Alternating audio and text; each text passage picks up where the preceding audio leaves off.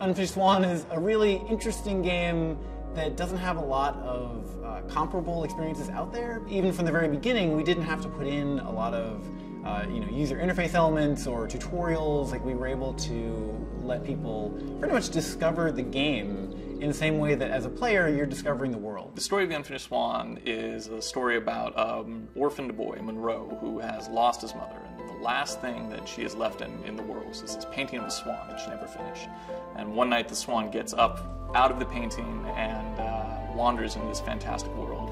And Monroe follows the swan and in an attempt to catch it, an attempt to really hold on to the last thing he has of his mother's. And then along the way, he learns more about the different worlds that he is wandering through, and at the end, hopefully, something about himself. It's a first-person painting game, and in the beginning of the game, the player starts out in a completely white world, and they have to throw paintballs to figure out what's around them.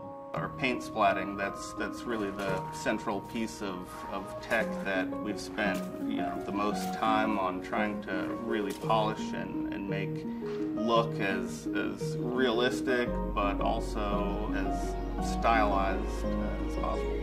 We got involved with Sony because they called us.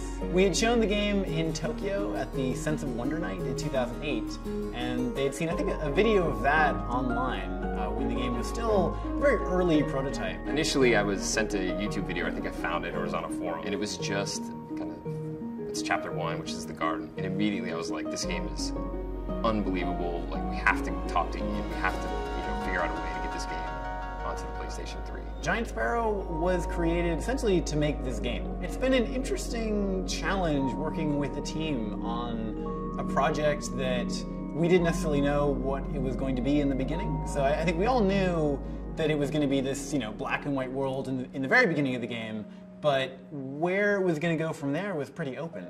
Being a small team, we work very closely together, and everybody has to wear a lot of different hats and have more different domain knowledge than you would in a larger team where you're more focused on just a very specific subset of things. I think this game appeals to two very different sets of people. There's the hardcore gamer, and then there's the person who doesn't really like games. And oddly enough, I think the game appeals to both of those people for a lot of the same reasons. I don't really know where video games are headed.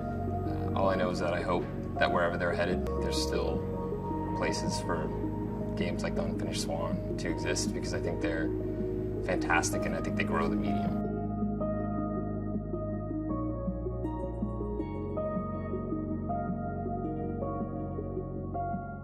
PlayStation